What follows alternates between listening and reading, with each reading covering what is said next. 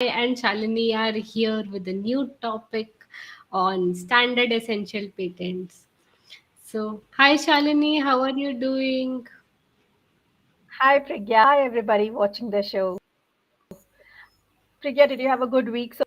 Yeah, so far so good. It's been 2 days only, but it seems like it has been a whole week. Yeah. How about Yes. you? Well, we have exams going on here, so we are in full on study mode. Yeah, that's good. Okay, so let's I know how it let's goes. start. Are we ready to start? Yes, yes, yes. I think we should begin with some opening remarks on standard essential patents. Anything you would like to share? I would like to say that we have yet to see this jurisprudence fully evolve in India, and I think that is uh, more well established and accepted and more the norm in US and European countries. So we have Correct. a lot to learn today, and hopefully we'll see SEPs. I know there are a lot of SEPs around, but in terms of actually making it a part of our regular day-to-day patent world, we don't see that much of it. So I am hoping it Yeah, becomes. absolutely right. So, yeah, I think what we should do is we should probably begin with understanding the terms what is a standard, then what are standard essential patents, and then go to FRAND. Correct. Yeah. So Absolutely. let's begin with understanding what is a standard and why do we need standard essential patents probably. Okay, so I love this part. Okay, so any new term I get, even when I first came up with intellectual property and intellectual property rights, I broke it down into what is intellect, what is property, what is rights. And I think starting with the definition of standards Yeah, is a good point. So I think there is a regulatory body for everything, and they laid down the bare minimum standards that you need to comply. Like TRIPS laid down the standard for what is patentable, what can be copyrighted, what can correct. be trademarked for all the country. And in the same way, every technology has, whether it is scientific or not, they lay down the bare minimum standards that you have to comply with. So, what is an A4? What is a meter? So on. So, I think that is of standard. Correct.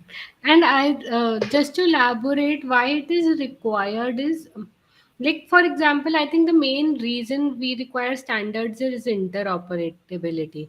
For example, what are patent? Patents are related to technology. Technology we use in everyday life. So if I have a Type C charging port in my mobile, I should not be restricted to using the charger from that company only. There Right. should be freedom. Like, for example, if I'm on the airport, any Type C charger should work in my mobile phone. So, that Type C port in my mobile phone or that charging methodology could be a standard. Similarly, if we have Wi Fi, any device can connect to that Wi-Fi connection. It should have that interoperability and that connectivity. So I think for that reason, those technologies the companies from those technology area, they come together, they form a pool, and then there is a standard setting organization. They all come together to form standards. So that is how what is my understanding of standards. Very elegantly put. Wow. So, where does patents come into? How does patents come into this picture? So, Shalini, what is my understanding is these are standards. Okay, we require these technology, but someone has developed this technology. It's not like it has not come from air. Someone might have developed it. So from the stage that technology is developed to the stage it becomes a standard from every for everybody, it's a patent. But once it is adopted as a standard, it becomes a standard essential patent. So then, does that mean that the patent owner loses all his rights, or as some people like to call it, the monopoly? If that becomes an industry standard, then what happens to his rights? No, they do not lose the right. So we have standard setting organizations which take care of the licensing and the Right. terms of licensing. It is called fair, reasonable, and non-discriminatory, which we'll discuss it later on.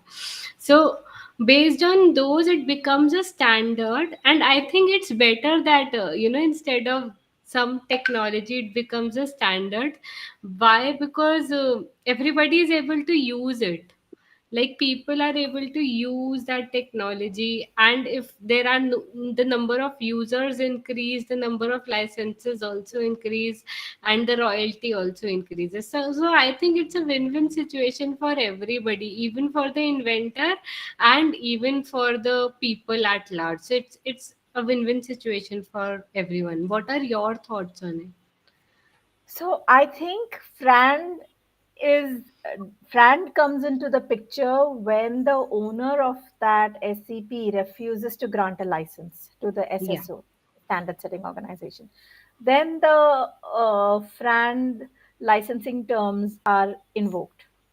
Mm-hmm. That is that it has to be fair, reasonable, and non-discriminatory. Because otherwise, if someone is willing to comply with the standard setting organization, then Correct. there isn't much to negotiate with.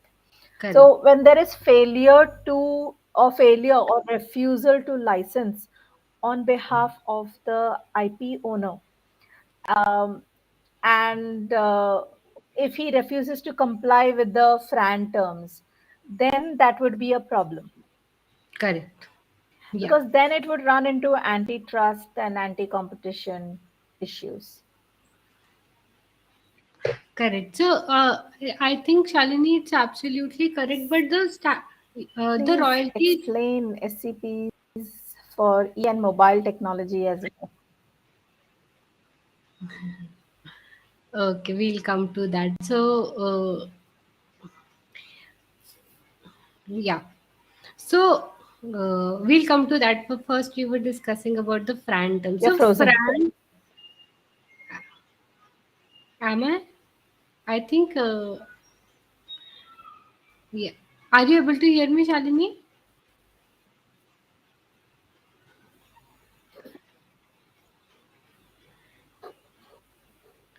Shalini, FRAN are you able terms. to hear me? Yeah. Yo, So, am I audible? yeah, you are audible. Yes, Okay, perfect. So, we were discussing the Fran I term. can So, hear I you. think great.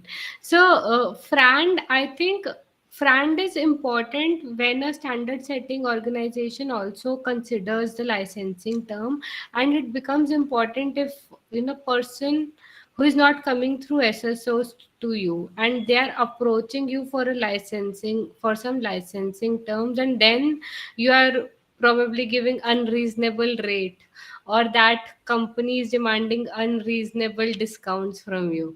So that is Right, where the tussle comes, when we are not able to negotiate on the right in the right manner. correct. In the right manner. Yes, absolutely. Yeah. So, if I have to so really standard essential patents, what other examples can you give me now that we know the definition? And Abhinav has asked something for EV and mobile technology. yes, Hi, and he says Abhinav. hi. Hi, Abhinav. So I'll come to that. So regarding EV, I'm not much aware of the standards which are already there, but what I'm aware of is this financial year, when the budget came, the government wanted more standard essential patents to come in EV domain, so that we have uh, the same thing, interoperability issues in EV domain could be resolved. For example, if I have my vehicle and I need to travel, uh, and the battery is not working, or it is taking 2 hours to charge, there should be a place where they can put take my battery, put a new one, and I am free to go. For example, the way we have of petrol refueling in our vehicle. So the government wants that process to be simpler and easy for the consumers. That's why they are promoting more standard essential patents in this domain. So one thing is, like, the most important thing why we have SEPs is the interoperability and the ease to the Right. consumer. And second, he asks about the mobile technology. So I gave an example of Type C cable. Like if I'm on the Yes. airport and I need to charge And my phone, I should not find only one plus charger would be able to charge my yes, phone. and then there is 3G, 4G technology, and I think Yeah, by 2024, right. EU is getting rid of, is also making the plug point and the charger Correct. thing, Correct. standardizing it. So then, even if you're traveling from India to US to EU, you're not going to have a problem. And I think in EV, one more point I'd like to add is chargers and the cables as well as the battery. So on Correct. all three levels, we would need standard essential patents, and I think they're getting there. Yes, yes. They are getting it, and the But government is also also promoting. there aren't that many Mm-hmm. electric vehicles. In Goa we see a lot, but they're all from Tata. Yeah, There's just one brand. So once we start seeing more brands of cars, I'm only talking of cars, not of two-wheelers. Once we start seeing more brands of four-wheelers coming, then SEPs would be more essential, if I may add. yeah, definitely. Yeah, I think it's a process. It's not like one technology and is developed and now we are not processing it further. The batteries will, the chargers have evolved, so batteries will also evolve. And there are a lot of companies, so they need to come together, form the standard so that everybody adapt to that standards Right. and things like that. Yeah. Yes, Abhinav has a question. How does a technology or a process or an architecture becomes a standard? How does it qualify to be a standard? So I think there are standard setting organizations. When a new technology comes in, then the pioneers in that technology, once they start realizing that it's being accepted, then the pioneers in that technology, they come together and form a regulatory body Correct. which lays down the standards for how business has to be conducted, or how the charge, what are the minimum requirements the charger has to satisfy, and so on and so forth. And those standards then become acceptable. Those standards have to be adhered to by everyone in that industry who is manufacturing in that space. Correct. And once Yeah. you file a patent, I'll just complete one sentence. Once you file a patent that uh, is is then becomes essential to operate in that field, or to operate something in that area of technology that is laid down by the standard setting organization, then that becomes an SEP. Correct. Absolutely. Yeah. And just to throw more light on this, Shalini, what happens is, for example, I am a big company operating in telecom domain. So if I have developed something, I can go to uh, TSGSI, which is the standard setting organization in India, and I think it was the first and only standard telecom standard setting organization in India. So what they will do is they'll come together, they'll read my patent application, and they'll understand whether this is capable of getting the recognition of a standard or not. Or the companies which are part of that pool will come to this understanding. It's only then it becomes a standard. And another thing Right. what I was reading is, see, if you, because Abhinav's next question is about who owns it and things like that. So for example, I own a pool of 20 patents, and and when Shalini comes to me, I tell to Shalini that, Shalini, see, these are my 20 patents, and you require the pool of these 20 patents as a standard. As a part of the process, these all will go together to you.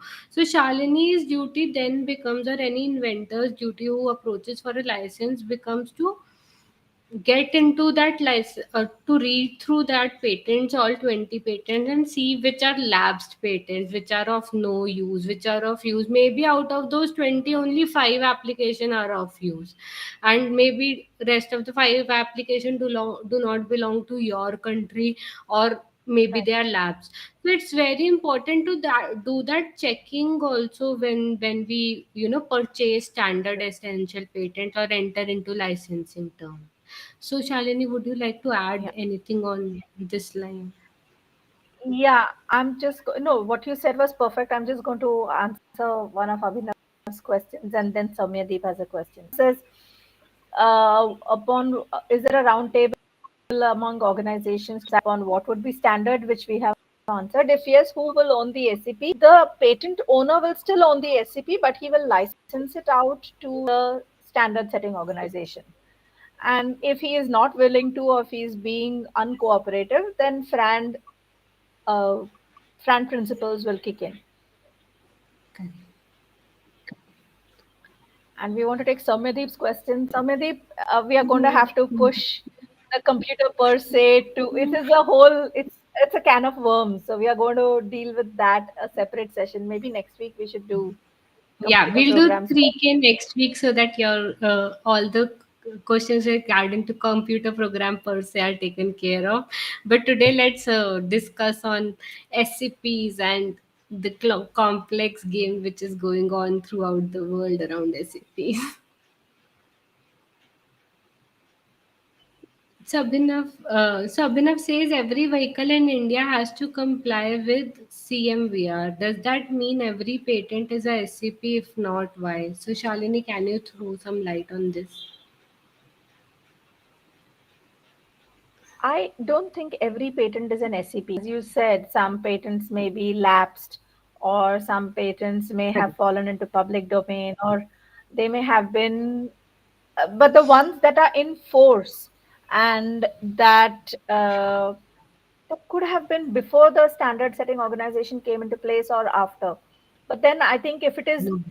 crucial for the functioning of that technology under the standards prescribed by the SSO, then yes, then that patent will have to be an SCP. Hmm. Yeah. Just yeah. If not, why? If not, why? Because, as I said, it's fallen into public domain, or Correct. yeah, I think that's the only reason it would be. If not, So, yeah, just to add to this, so Abhinav, CMVR, I think it's about the Central Motor Vehicle Rules. So these are the rules which are set by the government, and how those rules come up, maybe they're not all because of patents.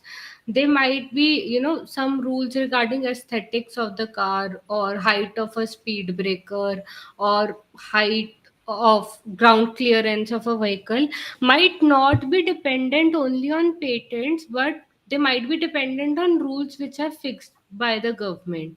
So we need to separate it from the technology, we need to separate it from the understanding of patents and the rules which have been made, or the standards we are getting in the form of rules. So these are two different concepts. Patent is a patent which gives us monopoly for a period of 20 years, and standard essential patents will also give us that. So every technology cannot be a standard essential patent, or everything mentioned in CMVR cannot be standard essential patents. They may be just because of the aesthetics, or the things which are considered by the government while giving clearance to a vehicle. So yes, that's my answer to this, and we lost Shalini, and Shalini is back. So hi I'm back. Shalini, you are back. So I just told them that why all rules cannot be patents, and rules are Yes. rules and patents are patents. Rules, because not all rules have to do with the core scientific technology. Some of the rules are Correct. just to do with speed, and like she said, speed breakers, ground clearance, and so on, and headlights, how they have to be, and so on. So We only concerned with when the patent when patent comes into play, then it is an SEP. Yeah. And Perfect. Samyadeep says it must be very complicated. That means, please say, Dr. Samyadeep. It's not complicated, it's just a different topic than recipe, so we don't want to focus on that. So, Dr. Thomas, what are the typical ranges of license fee for SCPs? Are they typically high, moderate, or low? So, Shalini, your take on that? I think it would depend on industry to industry, and it would also depend on who are the licensing parties. I mean, if it's a fairly small standard setting organization and a small community of users, then I think the license fee would be could be from moderate, low to moderate. But if we are talking of larger players like Qualcomm or Motorola or Apple and so on, then we are talking of high to extremely high licensing fees. But again, it depends on how crucial is that SEP to that functioning. If it's a minor thing, then again licensing fees could go low. But if it is something crucial such as 4G, complying with the 4G antenna, then it would be high. Correct. So yeah, and there are some factors which can be considered. Like I was reading it, like we have this mobile phone. So sometimes patent, like most of the time, the royalty fee would be decided in terms of whatever number of phones or whatever is the cost price of the phone which I'll be selling. But there is a argument in the sense, if I have a chipset of a mobile phone and I have a patent on it, so royalty rate must be devised must be decided based on the price of the chipset and not on the price of the whole mobile phone. So I think like that is my Yeah. point of view. If a chipset is capable of being sold independent of mobile phone, then it makes sense to keep royalty rate based on the value of chipset. So yeah, Shalini, But would you like there to are add going something to? yes, yes, yes, because there are going to be multiple components that are going to form a mobile Correct. phone. And that so sometimes you're not going to be selling a single chip, be assembling everything and then selling the mobile phone, and terms may be that we will give you per unit sold. And let's say you have 10 components that come from 10 SCPs, then you have to pay royalty to those 10 people based on the 10 components. You cannot be affording to pay them based on the entire mobile phone. Then you have to consider it as if a single chip is sold, as if the 10 components are sold in isolation. Correct. But the thing is, my argument is not that, it should be based on, just the decision should be made on the value of the chipset and not on the mobile phone. Like while calculating the royalty fee, it should not be that I'm taking 3% royalty fee. If the value is not too high, I should take 1% royalty fee. The value of the component in the mobile phone, like Aha, what is it okay. offering to the mobile phone? But we don't look at valuation like that, correct? When we look at a value, we look. I think that's what Tom was referring to is value of the patent rather than value of the component. Correct. So value. So if that's why I'm telling you, if the value is if the patent is related to a particular thing in a mobile phone, the patent cannot be related to Correct. full mobile phone. Right. It would Absolutely. be related to particular component in a mobile phone. Then we should decide it based on the capability of that component being used in the mobile phone. You mean how much it contributes to the Correct. functionality of the mobile phone? Correct. Correct. Correct. Correct. So it goes back to how essential is that component? Yes. Is it Yes. contributing negligibly, or if Yes. the Yes. mobile phone just won't function without Yes. that particular component? Yes. Yes. Yes. Then yes. Uh, okay. Uh, I think so. Then it goes back to valuation. We'll have to have a session on valuations. Yeah, definitely. We'll But do that. my complaint is that all these amazing licensing deals happen, but they are held, they're conducted in private. So we never ever what was the amount. We don't even know what figure Yeah. these were, the eight figure and so on. So hard to know whether how much in vogue something. Like this children's author called Roald Dahl. Yeah, yeah, yeah.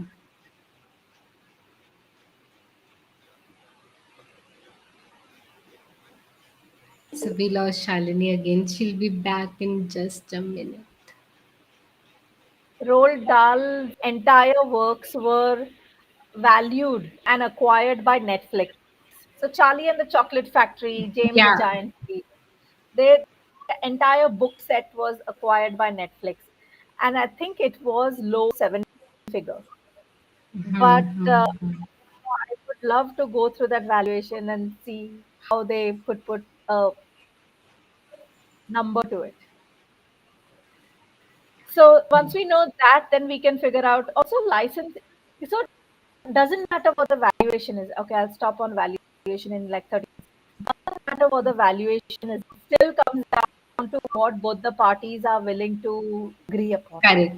Like I would say 90 rupees, but if both parties agree on 100, if one party is willing to pay 100, then the valuation is out of the window. Yeah, absolutely. I agree. And I agree that all of these deals are happen in confidentiality and it becomes difficult for us to analyze. But vague window, I think it's less than 10%. The royalty rate generally Yeah. is less. It's not like in general patent cases I've seen it's nearly 5%, 7%, not more than that. Okay. Just to give you an example, like not it's not it's not a very strict uh, terms which I'm sharing, but it's generally between 1 to 7%, what I have seen. For the licensing for SCP. For the licensing, not for the SAPs, like general license. Yeah, for the SAPs also it is like whatever little knowledge I have, because most of the licensing deals happen in confidentiality, so exact number it's very difficult to get to know. Yes. Yeah. What other comments are here? So it's Abhinav is saying thanks to Shalini for shelling out her time out of her schedule to come and share her knowledge. I'm also a fan of her blogs. Those are very motivating. So Shalini's words for you. Thank you. I love writing. It's my stress Yeah. buster. But thank you to Prigya also for showing up here week after week. And yeah, I also read Shalini's LinkedIn post every day. So I I am have a also a fan of secret, yours. I have a well, not so secret personal blog also. I'll share the Wow, link with you sometime. definitely. Those are So yeah, just random Shalini. stories, have nothing to do with law. Wow, that's so good. So Shalini, it's time, and I think we'll wrap up. Any last words about SAPs, FRAND, and I would anything love else? to I would love to get my fingers dirty and into one of these deals. Wow. Hopefully one day soon. Yeah, let's do it together. Even I would like to work, just so you get a case and we both work together. It's a deal, online deal. So Tom says thank thank you. you.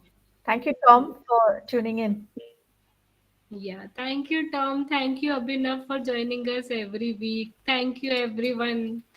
It's a pleasure being here, and I look forward to all our Tuesday evening sessions. Thank you. Take care. Bye bye. Thank you.